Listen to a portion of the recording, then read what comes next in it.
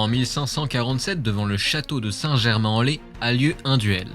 Ce combat oppose Guy Chabot de Jarnac, le futur deuxième baron de Jarnac, à François de Vivonne, seigneur de la Châtaigneraie, ami de Henri II.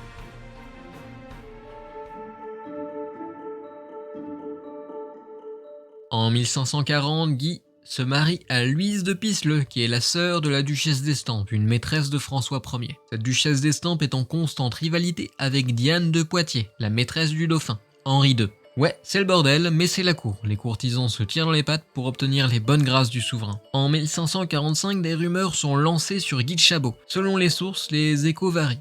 On accuse Guy d'être l'amant d'Éléanore d'Autriche, la deuxième épouse du roi de France. Ou alors, on accuse Guy de fricoter avec sa marâtre, en gros, sa belle-mère.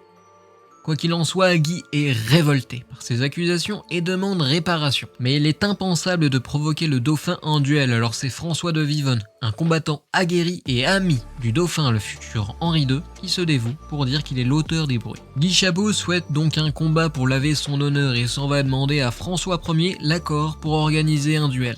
Sauf que François Ier est fermement opposé à l'idée, jugeant qu'il ne s'agissait que de querelles de femmes jalouses. Il a du flair, ce roi de France. En 1547, après la mort de François Ier, Diane veut prendre sa revanche sur la dernière maîtresse du défunt roi, Anne de Pisseleu, duchesse d'Estampes. Pour cette revanche, elle va s'attaquer au beau-frère de Anne, en utilisant les rumeurs qui ont circulé 2 ans auparavant.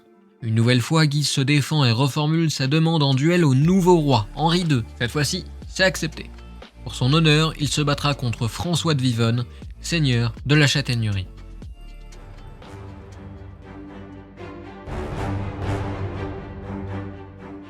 Bon, en l'état, notre futur baron de Jarnac est sûr d'être réduit en charpie. François de Vivonne est le grand favori. Pas totalement fou, Guy Chabot se prépare soigneusement. Il prend des leçons avec le capitaine Casi, ou Kez, selon les sources. Ce maître d'armes italien l'entraîne et le conseille. Étant l'accusé, Chabot a le droit de choisir la date et l'équipement pour le combat. Alors le maître d'armes italien recommande à Chabot de choisir un brassard pour le bras gauche pour limiter les mouvements de son adversaire avec son bouclier. Le 10 juillet 1547, à Saint-Germain-en-Laye, la cour est réunie, même le roi Henri II est présent. On raconte que Vivonne était tellement confiant qu'il avait déjà prévu un grand festin après le duel. Un héros proclame le combat. De par le roi, laissez aller les vaillants combattants, et sous peine de la vie, qu'il soit fait aucun signe de main, de pied, de l'œil, de la voix ou en toussant, ni autre faveur de l'un et de l'autre. Les combattants prennent place devant l'assemblée et après quelques passes d'armes, Guy se découvre et exécute un coup du revers que le spadassin italien lui a enseigné. L'épée fend le jarret de François de Vivonne.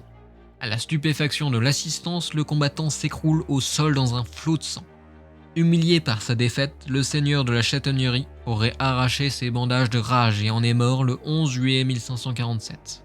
Il a été victime de sa confiance. Suite à ce combat, Henri II, qui était proche de François de Vivonne, indiquait qu'il n'autorisera plus jamais de duel public. Au départ, l'expression « coup de Jarnac » désigne une grande habileté, mais à la fin du XVIIIe siècle, cette expression obtient un sens péjoratif. Le coup de Jarnac désigne alors un coup dans le dos, quelque chose d'imprévu, mais c'est un tort de l'usage, car le coup de Jarnac était parfaitement loyal. Et c'est tout pour cette fois. J'espère que la vidéo vous a plu. N'hésitez pas à liker et commenter, ça fait toujours plaisir. À dans 1 mois pour la prochaine vidéo, et portez-vous bien.